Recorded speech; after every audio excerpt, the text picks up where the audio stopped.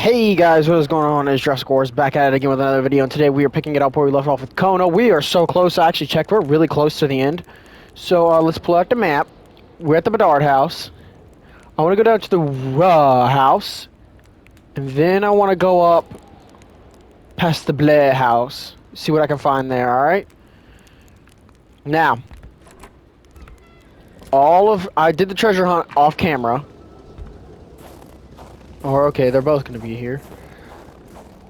And I'm here to tell you all that somewhere in this,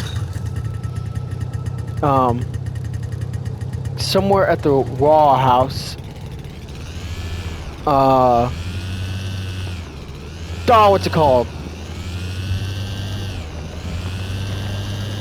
The end of the scavenger hunt. That's what it is. Sorry, guys. I really was not thinking. Actually, let me check and make sure I'm heading the right way. I am indeed.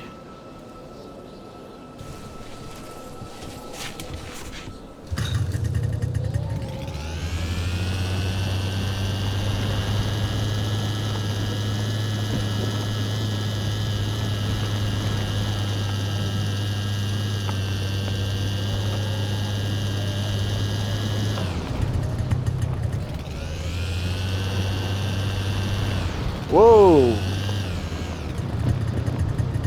The Roy?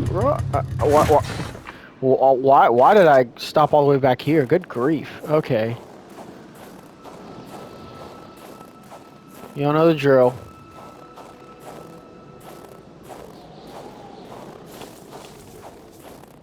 I'm not seeing any frozen people.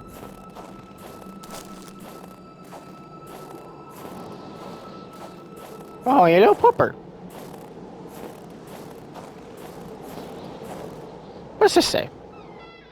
It was a classic Canadian house, except for the absent horde of kids that would normally be swarming about. What is this? Note from Jean Roy.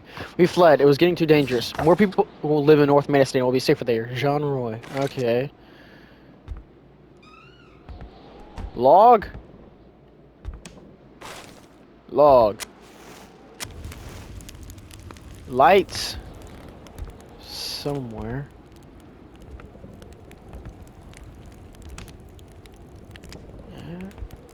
There it is. Kinda. Nothing. Oh, you can pick up.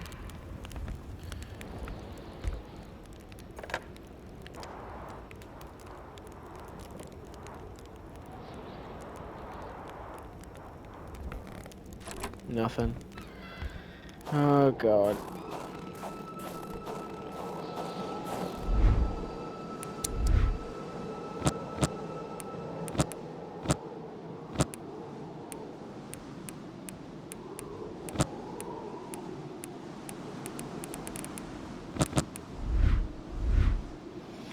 That ought to give me enough inventory room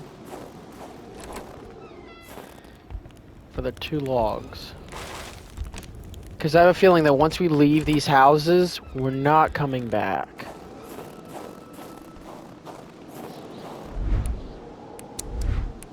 So I want to stack up on whatever I can.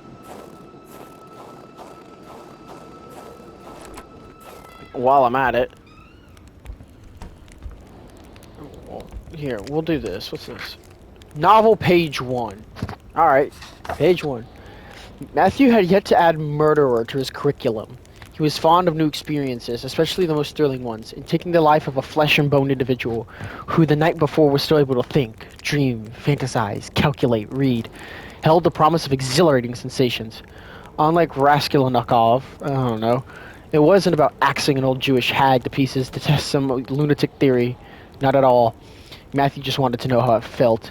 It seemed so simple. Horribly simple. He didn't have any particular victim in mind. Like most people, his desires ran quite wildly, so he only had a vague idea of them in mind. He pondered using a rifle or a knife, assassinating a young girl or an old man. He tried to focus on practicability. His victim would have to be defenseless. Bodybuilding wasn't exactly Matthew's strong suit. He would have to act spontaneously, but not too much. He wasn't that eager to learn what spending the rest of his life in prison would be like. Some experiences carry just too high a cost to be worth it, really. What the absolute... Okay. Just one Check. more move and White is checkmated. Game over. Wait a minute, It seems the game was abandoned right before the final strike came down. we've seen that before. In the cabin. One of them. I don't know which one. I'll have to double check.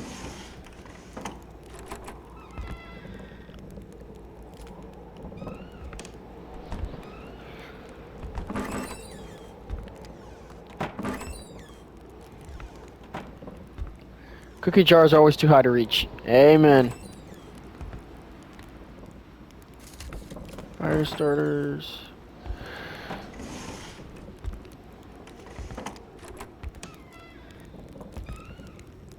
A little side door. What you got? Simone de Beauvoir, Claude Lévi-Strauss, Hannah Arendt, Roland Barthes. Carl was surprised by the literature filling this liberal-leaning bookcase. Could there really be intellectuals dwelling in this far-off land? Who knows? Closet. There's a little food pantry you got here. Oh, I already checked this, didn't I? There's nothing.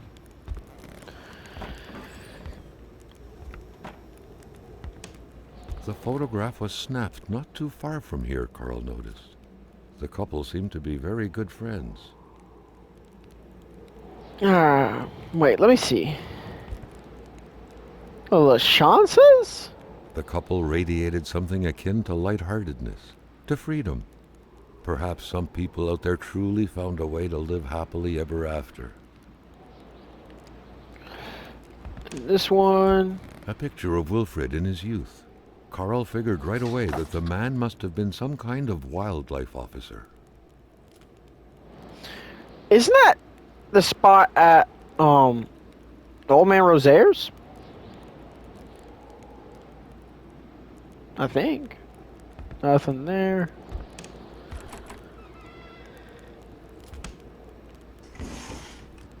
Painkillers, those are always good.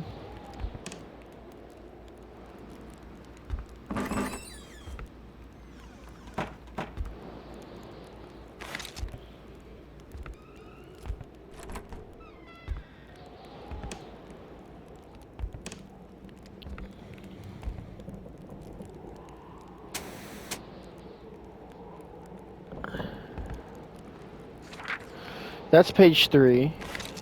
I don't want that quite yet. This page 2? That's page 4. Nope.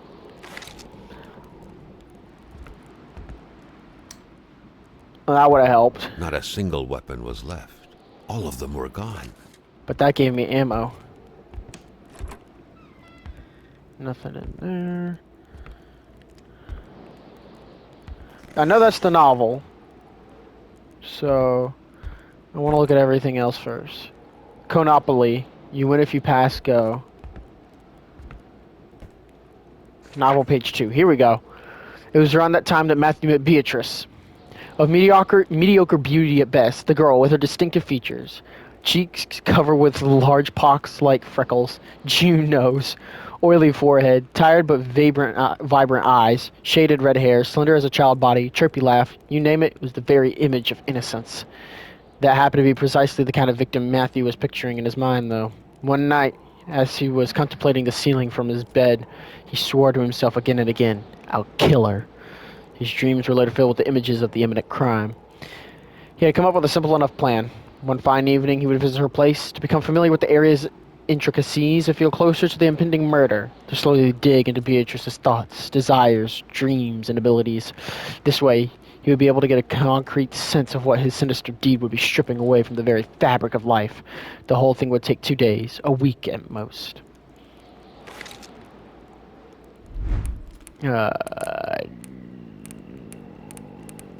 Documents, page 3. The first time he met Beatrice, however, she unexpectedly revealed her troubled origins to Matthew. She was adopted at the age of 4, and recalling her former life still gave her a hard time. She played the piano in so graceful a manner that people often thought she may be the natural offspring of a musical virtuoso. She always cried before falling asleep, torn from the inside by a dreadful pain she couldn't explain. She confided in him so profoundly that Matthew couldn't get enough, coming back every night to learn every single thing that would come out of that delicate mouth after pulling one last breath out of it. Every night he reflected on what the death of Beatrice would mean in terms of the losses to humanity's common heritage, be it the sound of her sobbing or her piano melodies, the compulsive tapping of her long index finger on her temple when she harbored dark thoughts, or any other little thing. It didn't matter. Everything would indiscriminately vanish. Everything! All these thoughts made for some blissful slumbers indeed. Then days became weeks. And before he knew it, it was Matthew's turn to throw his secrets at her, his hopes, his cries of despair. As if throwing coins in a wishing well. She'll be dead by the end of the month, he promised himself.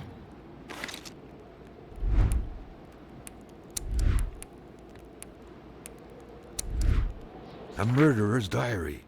Carl's detective training compelled him to write some excerpts down. What sort of monster could give life to such a bizarre tale? The two lovebirds were still going at it 7 months later, though confiding fears and desires alike near the fireplace several days a week. The populace took notice, and wounding words eventually found their way to Matthew's ear, prompting him to take action to prove his gentlemanship. He had to ask Beatrice's hand in marriage. He would have more than enough time to kill her later. Today, when Matthew stares at the motionless ceiling, just like he did 20 years ago, he still wonders what he would be removing from existence by slitting Beatrice's throat. What he would be depriving his children of then. As if soothed by his fantasy, he gently drifts off, smiling the night away. Dude, this guy's freaky.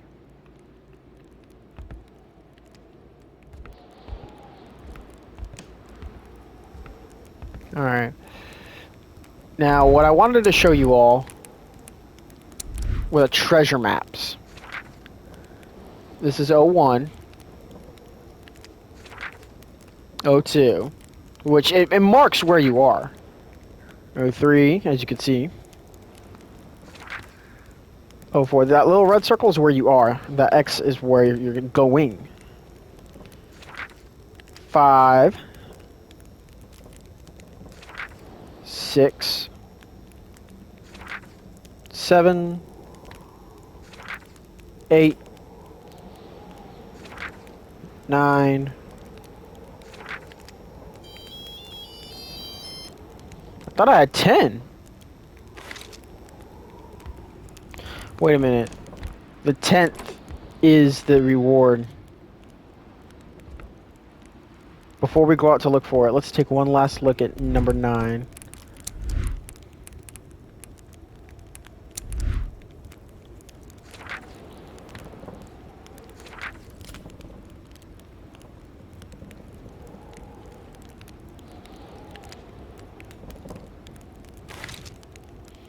I'll be right back. I want to make sure I got this right.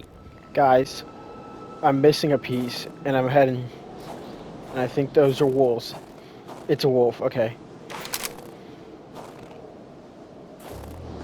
Carl never thought he would be dancing with the wolves.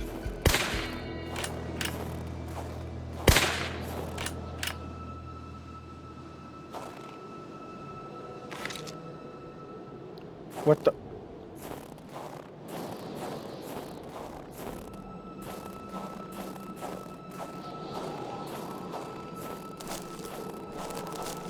What is this place?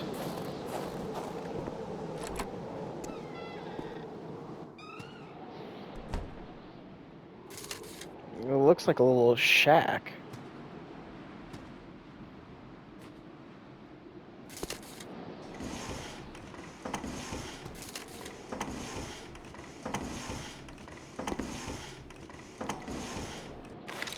And another magnet. Don't need another hammer. Flare.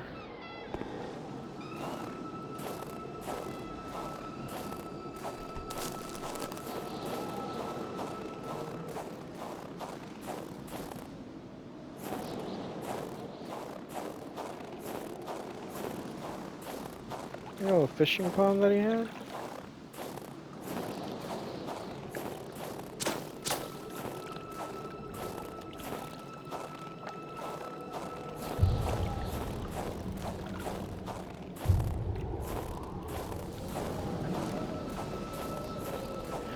Alright, I'm gonna keep, I'm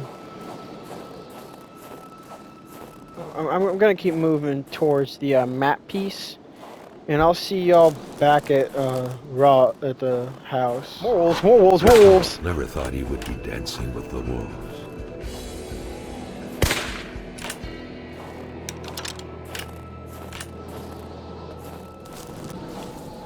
The things I do for you all. Oh shit, oh shit. Carl never thought he would be dancing with the wolves.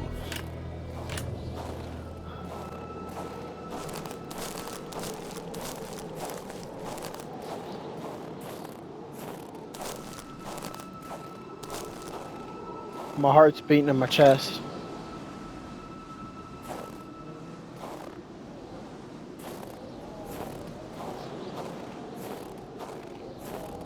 Duh, my heart's beating in my chest. That's where it belongs. Oh my god.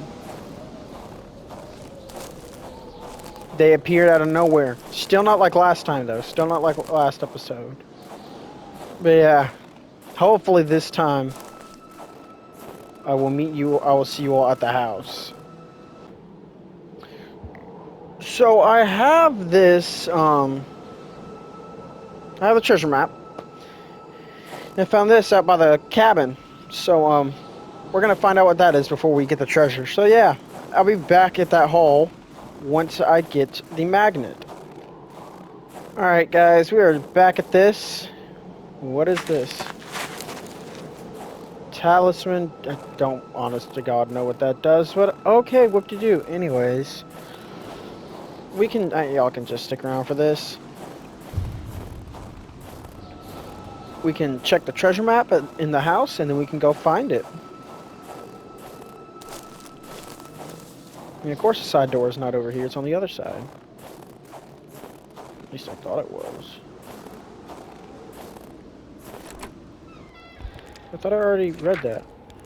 Or did I put it back? Okay. Weird. Alright. Let's put that away.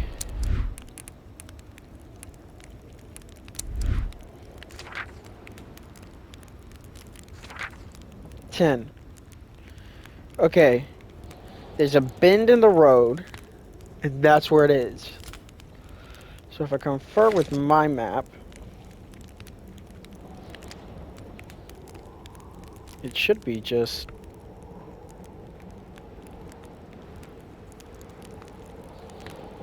yeah, just this way.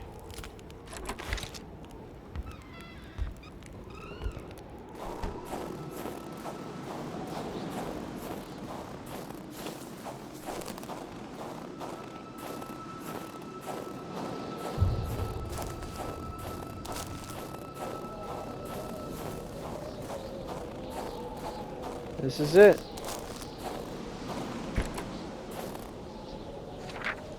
Note from Martine. My sweet Marie, if you're holding this letter, it means you have figured out every puzzle. Congratulations! You will be happy to know that we can now bring these treasures back to Mr. Ra. My father would tell you that you fear the good Lord too much. Your friend, Martin. If he was to venture deep into the woods, carrying a flare gun definitely wouldn't hurt, Carl assumed. At best, he could probably scare some beasts off. At worst, he was in for a nice little firework. Alright. I believe that's everything out of the house. Now, we move past the Blay house.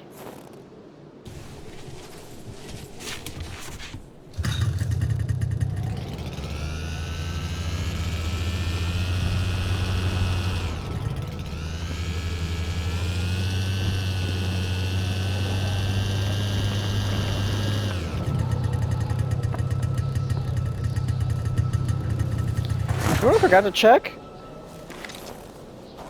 Here's mailbox. Oh, we got a letter. Letter for Wilfred. Dear Mr. Ra, I'm writing this because I feel guilty. The other day, Martin and I were taking a stroll not too far from your house, and we saw that the door to your shed was open. I wanted us to mind our own business, but Martin likes living on the edge. He took a few shiny things, including some bullets. Now, my dad always told me never to play with those things, so I immediately put them back. But Martin hid the other things. I confess, Mr. Raw, I have so many regrets, but you mustn't call the police. You won't call them, will you? My father would be so angry. I will bring back all of your things, I promise. Marie Bedard. So that whole scavenger hunt was just to play with her nerves? What a jerk. Before we do move on, I do want to check the journal, because quite a lot got written down. We'll do that probably in the general store. Because that is the next place I'm willing to stop.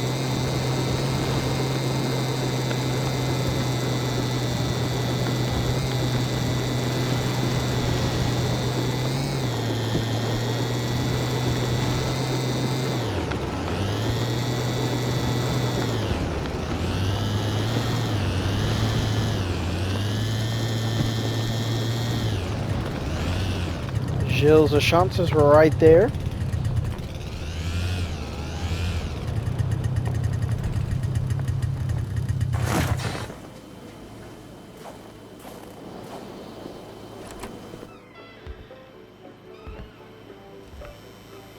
Okay.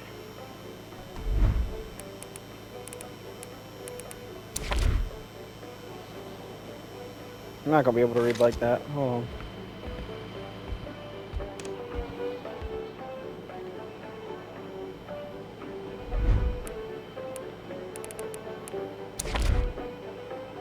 There we go.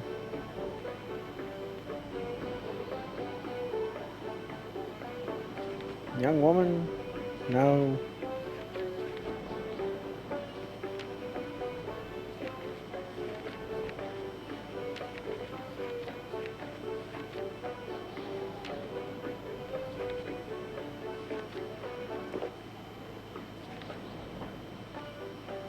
Here we go. Danger drives people away from their hamlet. The Raws are no exception, like this note left behind suggests.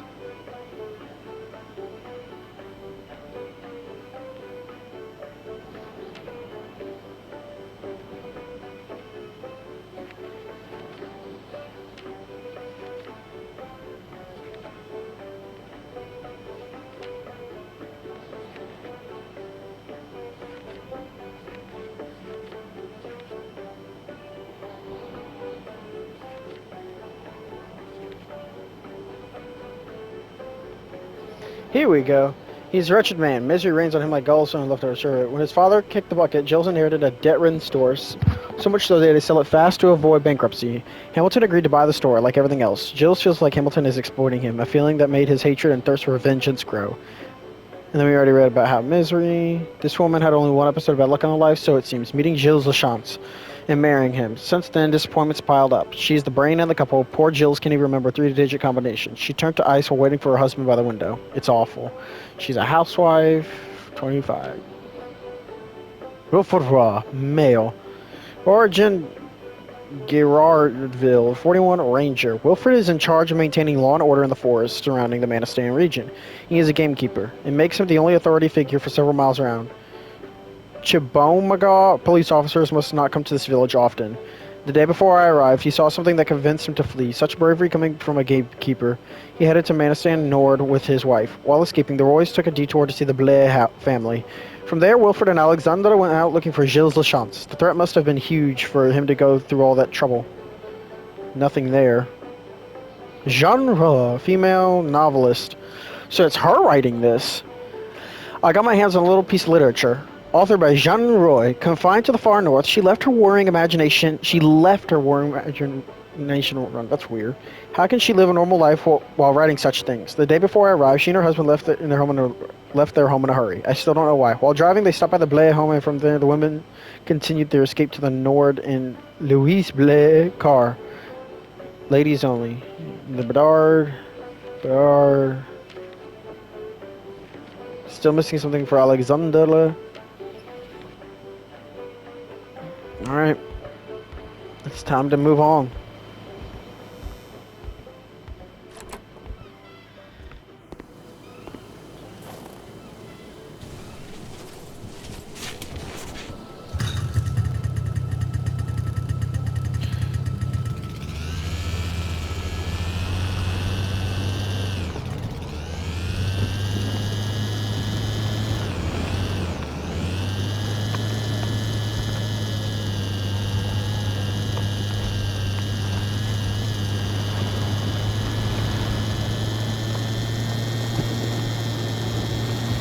There's the Blair house. We're gonna go right past that.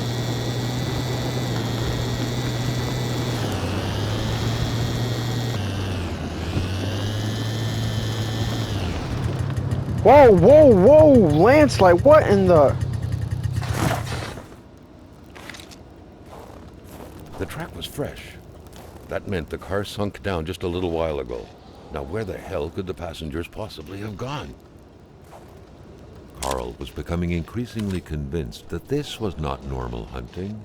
The game that was being tracked was fearsome, so much so that the hunter didn't dare approach it. What could it be? A lone boot. Wait a minute. I just got chills. Wasn't there a lone boot at the Bedard house?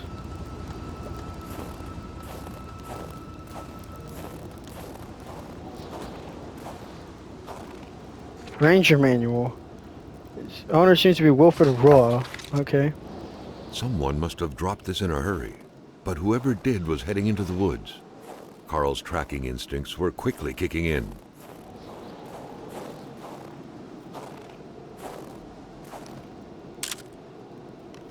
I bet you. Yep.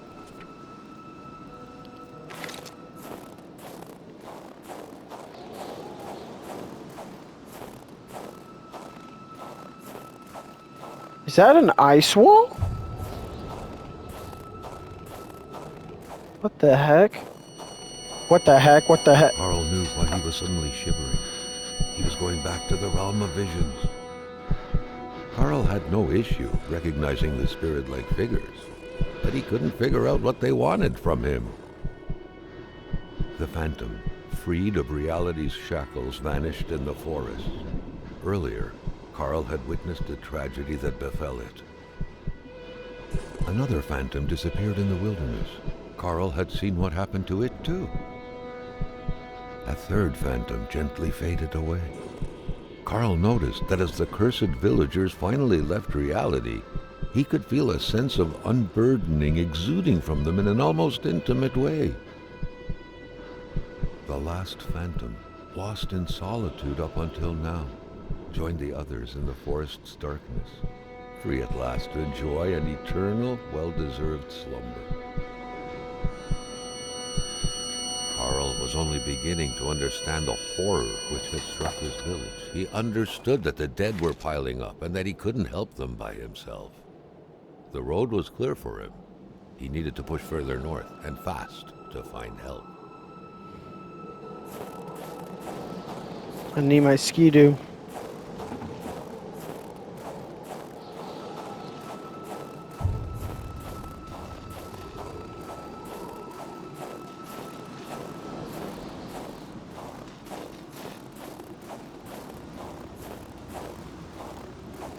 Things are adding up. All those people that we saw.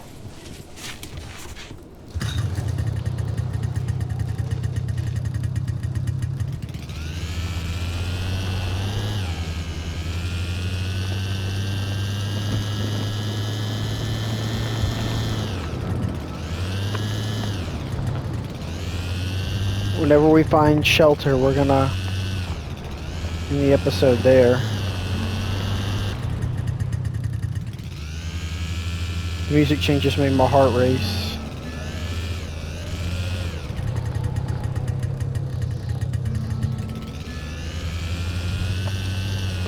Camp. Another diary. Carl felt like someone was trying to communicate with him. Or was it simply the result of happenstance?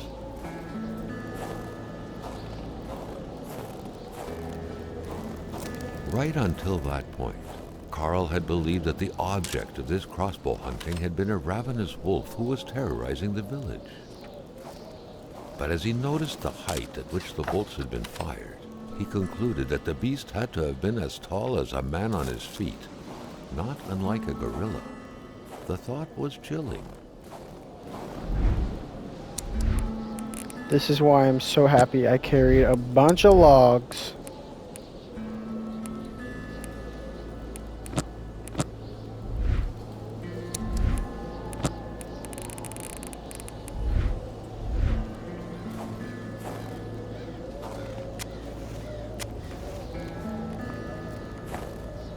This is our camp for the episode. So what I want to do is go to equipment. I want to load the flare gun. Just to see if it works.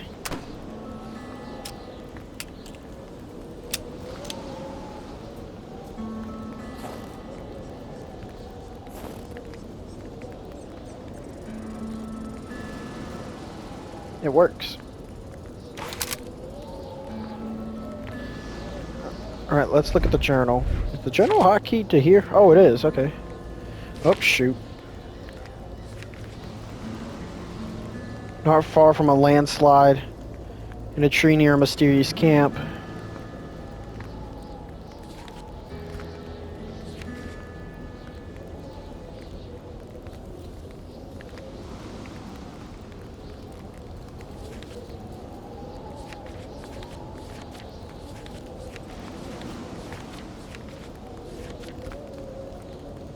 No, shoot, I didn't mean to do that.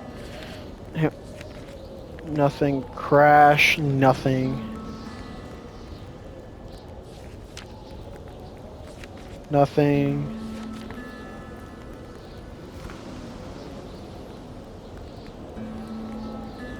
Cold mystery. There is no doubt that this car belonged to Wilfred Raw. His guide to GameCube makes that very clear. I wouldn't be surprised if an expert like him had taken a shortcut through the forest to find shelter. Who are these 4 people? A strange wall of ice is growing fast, trapping us. What's one more weird phenomenon around here? It seems like the 4 glowing ghostly silhouettes have something to do with all this.